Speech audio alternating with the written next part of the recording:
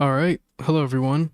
Hope everyone's doing well today. My name is Rebel, and we're going to be getting into another episode of the podcast. The first one did pretty well in comparison to some of my other attempts at this kind of thing. And I just want to say thank you for all the support on that one. But today's a new episode. I don't know how long I'm going to make this one. Probably not as long as the last one. I don't really want it to be a super long thing. Maybe just a quick 20 minutes, 22 minutes, something like that. Anyway, today is... Oh, God, is it Saturday today? Today's Saturday, December 10th. We're getting close to Christmas time, which is nice. The weather's getting pretty cold, and I think everyone's kind of starting to get ready for their Christmas festivities and such. I'm not really a big Christmas guy. I think I said in the last episode that I don't know, I do like Christmas time. I like the vibe of Christmas, but I don't really like the other parts of Christmas. I don't know. I'm not a big holiday guy, I guess, in general. I know that sounds a bit... Sorry, I was drinking my coffee. I know that sounds a bit grinchy of me. Oh, you don't like holidays and you're just grumpy. And the thing that I don't like about holidays is it just feels so busy. And I feel like this is always the time where things just become way, way too much, and it becomes so busy and you're just running around and, all the shopping malls are full and all the restaurants are full and it just gets a little crazy, and I'm not a fan of that aspect of holidays. Like New Year's, if you need to get somewhere on New Year's, especially if you live near a city, best of luck, because you're just not going to get anywhere. It's just so busy everywhere. And I don't really like that. I'm a bit of a grouch. I don't like that there's so many people out all trying to do all different stuff, and people are usually drinking, and I don't know, it's just not my thing. I do like, I don't know, like my ideal holiday would be to just sit inside and watch a TV show or a movie and kind of just relax with, with the people I love. And so anyway, I hope that your holidays are go well in general. I don't know, I've seen enough movies and stuff about holidays going wrong, but I've also heard a lot from people of holidays just absolutely going wrong in like every way, that you see family members that you don't really like and there's always some kind of drama. And I've been kind of lucky to where I've been kind of able to avoid that a bit out of choice. That might sound a little fucked up, but I kind of avoid going to the big holiday things just because of that reason specifically. Just because it's like, why are we doing this? I feel like some holidays, some people show up just because they have to show up. And I don't understand that. Maybe I'm really selfish. But I feel like you don't have to do anything. I take that stance on a lot of things. Obviously, there are things within reason that you have to do. But for the most part, there are things that you don't have to do. You don't have to go out on a weekend with people that you don't really like. No one's forcing you to do that.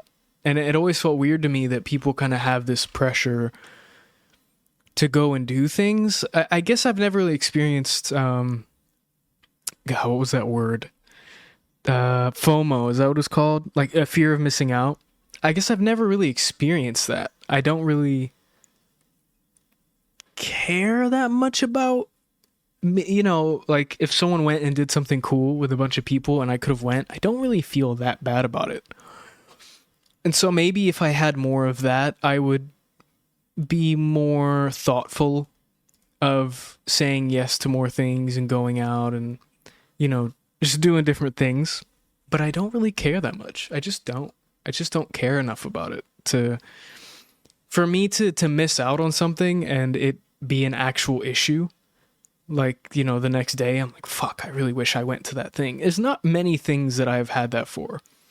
So maybe I'm just an asshole, and I don't know. I don't miss out on those things, I guess. Anyway, to wrap up the holiday thing, I hope that everyone has good finals weeks and you didn't study yourself into the ground, and now that finals is done or coming up, you're not in a deep depression. I hope that that's not the case.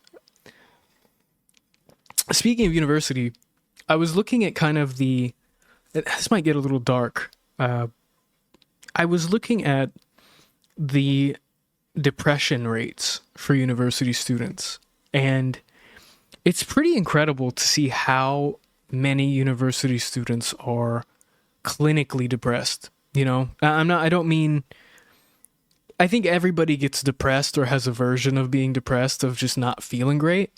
But there's something about, I think, university that harbors this super stressful and isolating way of life, depending on who you are, And it was interesting to see the depression rates. I wish I had the rates pulled up. I would be more specific, but it was pretty high. It was like a really high percentage of, students that contemplate, self-harm and things like that. And it's super interesting because I struggle with, I guess I wouldn't go as far as to say depression. I think that's a really strong way to put it. I think I struggle with the stress of university and the stress of, and all the stresses that come with that. I think it's really weird that we kind of subject ourselves to this really unique pressure. It's not pressure like other things. I've worked before. I've done a lot of other stressful things that required, that were pressure, that had pressure. But university is a different kind of pressure for me, at least that I've experienced. I can't speak for, I can't generalize, but it's such a unique pressure because not only are you, again, depending on who you are, I'm someone who puts a lot of pressure on themselves to try and do their best and do well. But not only, are you most likely putting pressure on yourself to do well, there are also other people putting pressure on you to do well, almost matching it, and it kind of multiplies. It's really weird, a lot of teachers are very, you guys should do well, just study your ass off and blah, blah, blah, and, just don't forget you really need to do well in this final or you're not going to pass, or, even the staff will tell you, oh, if you don't pass this class, you might struggle to keep your blah, blah, blah. And it's really interesting because it's such a unique pressure. I think because of the implications of your future, right? University, whether this is true or not, I have my own thoughts about university and they're not very pleasant. So I won't share the kind of negative and detrimental thoughts about university that I have. But in general, I think university has this connotation that you need to do well because this is going to change your life and it's going to affect how successful you are in the future. And at least at my university and from what I've heard from other universities, they don't exactly help with that. They don't ease you into that way of thinking. They kind of just throw you in and say good luck and hope that you manage because,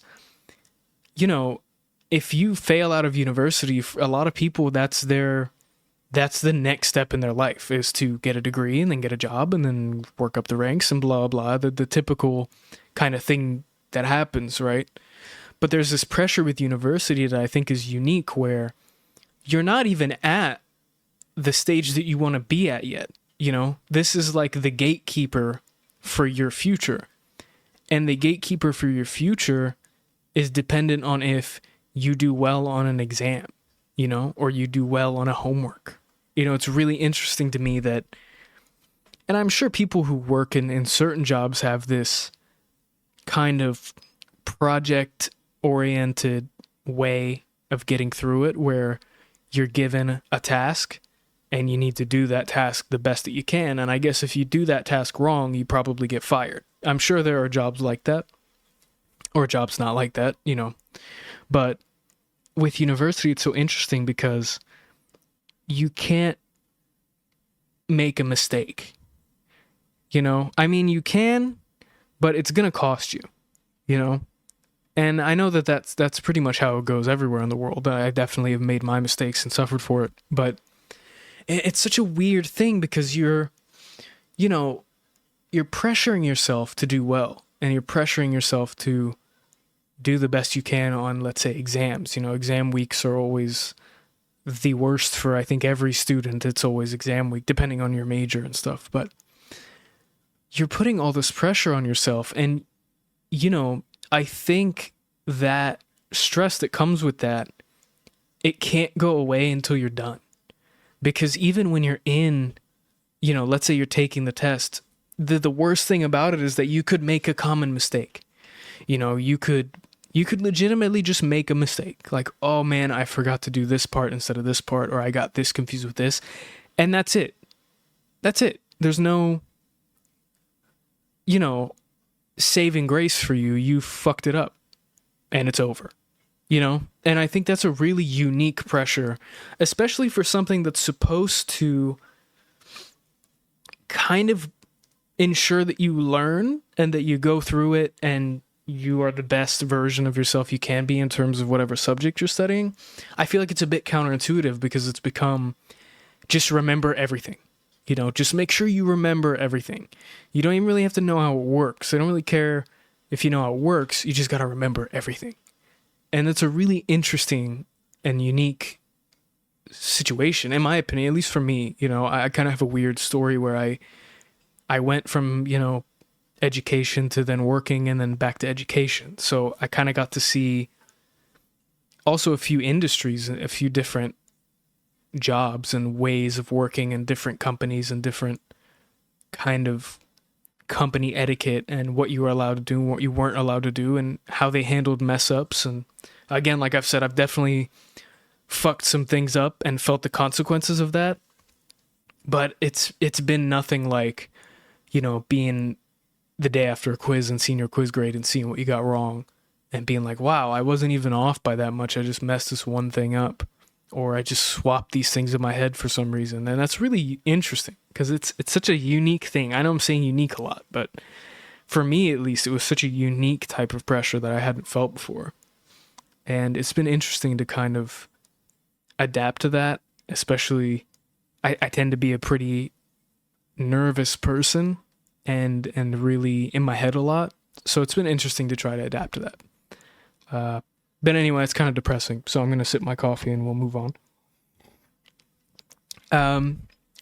Moving on, I've been watching The Crown lately, and I heard a lot about it. I know that it's a huge show. I know that the royal family in the UK is, you know, obviously a huge spectacle for most of the world. I mean, even growing up, I remember my mother talking about Diana, and especially when I was, you know, learning about UK history and British history, and it's such an interesting history.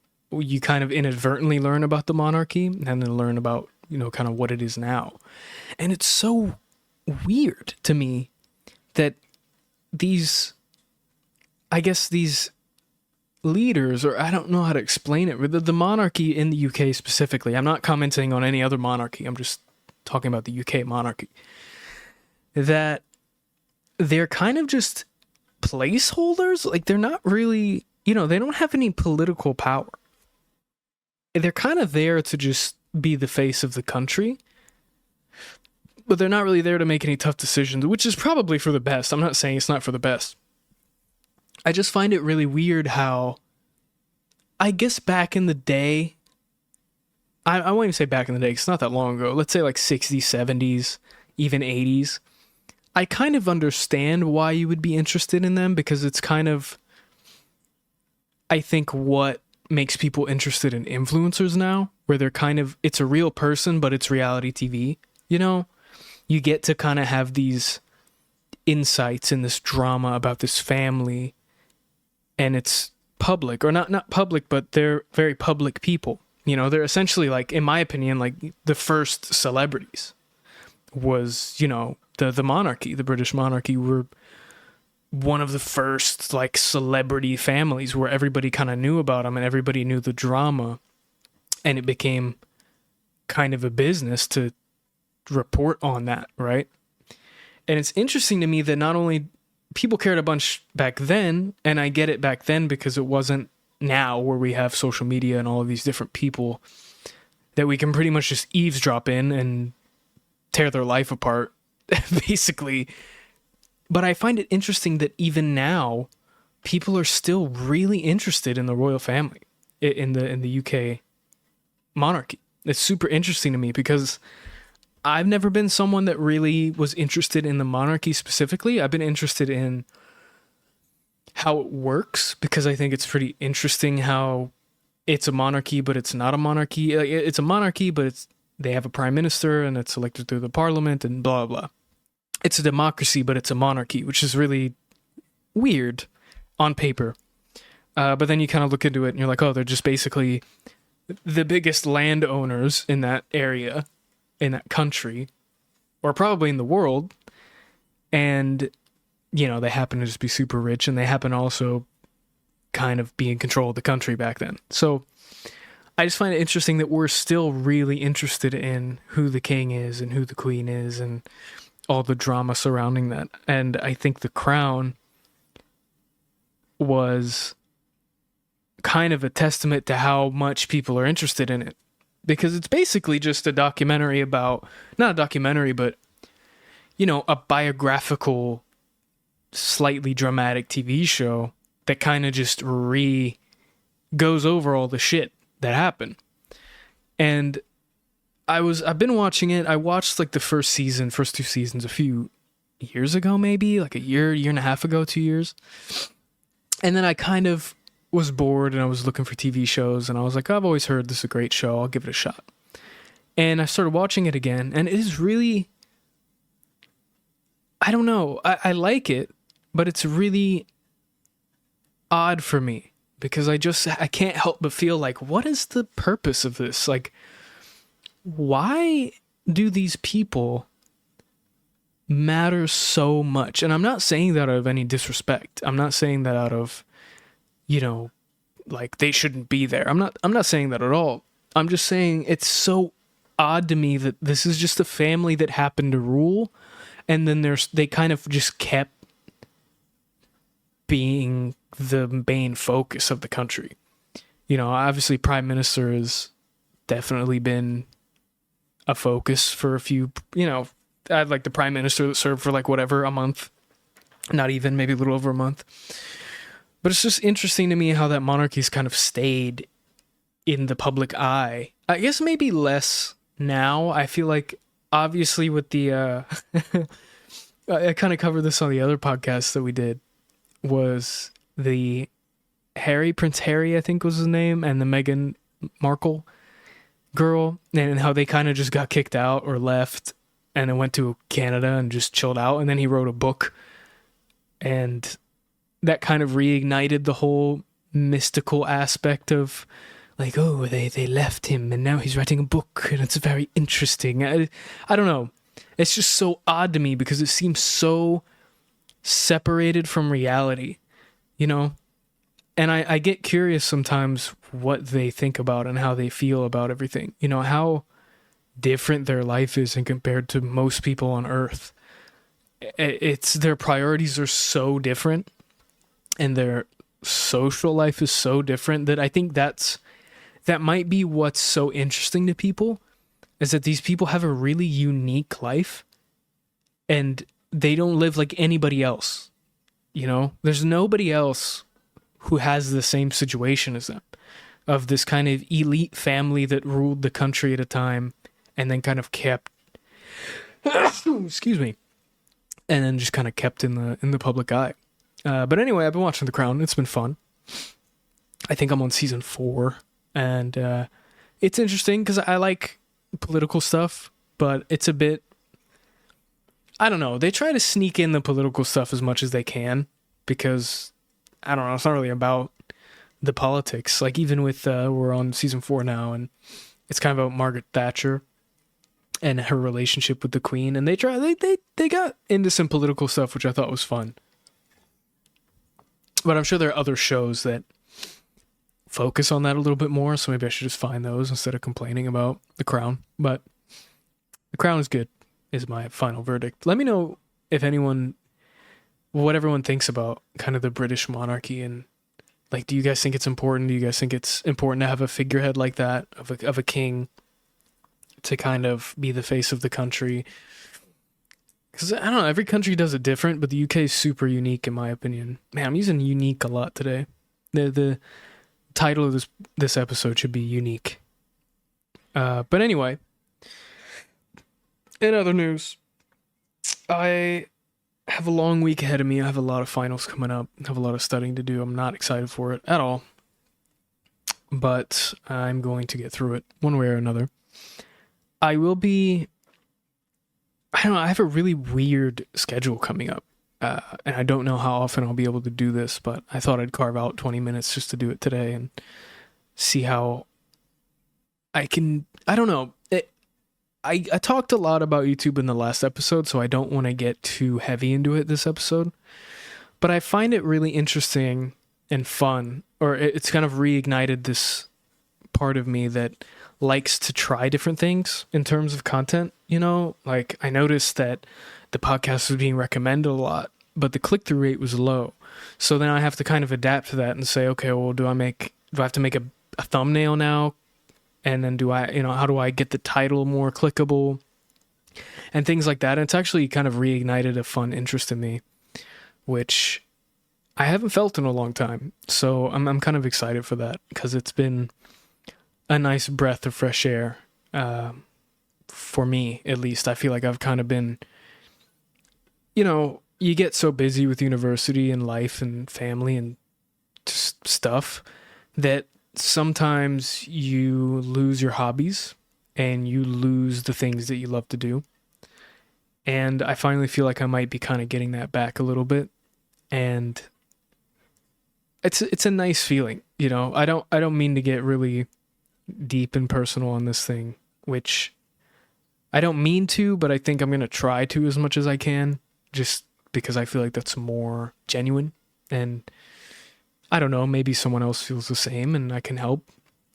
But I think when I started university, I kind of felt like my life was over. I kind of felt like this was going to be it and I wasn't going to have time for anything, and I have to give up everything else in my life and just focus on university. And it was like that at the start. It was really difficult to try to allow myself to have the time. I think you get so busy and you go, I have to study, I have to study, I have to do this, I have to do this, I have to do this, because you want the best outcome. But when you give yourself the opportunity to relax, and take a day, take a weekend, just chill out, you end up realizing that you have more time for the things that you like than you thought. And I think I made the mistake of my first year and a half of kind of not allowing myself any time for anything. And I think that's probably why I stopped uploading and stopped talking to my friends and playing games, and just because I was so focused on doing well. And then you kind of realize that that's not a way to live. I think I realized that you gotta let yourself have these things. Like, this is what I like to do. I like to record podcasts, and I like to play games, and I like to stream and make videos and make music even. And when you don't allow yourself to do those things, you really feel kind of empty, and it's difficult to cope with kind of life in general, because you have no way to, I don't know, not escape, because that sounds bad, but you have no way to relax and do the things that you love. And I've kind of been able to get back into that and figure out a way to do it in a way that works for me, because it's going to be different for everybody.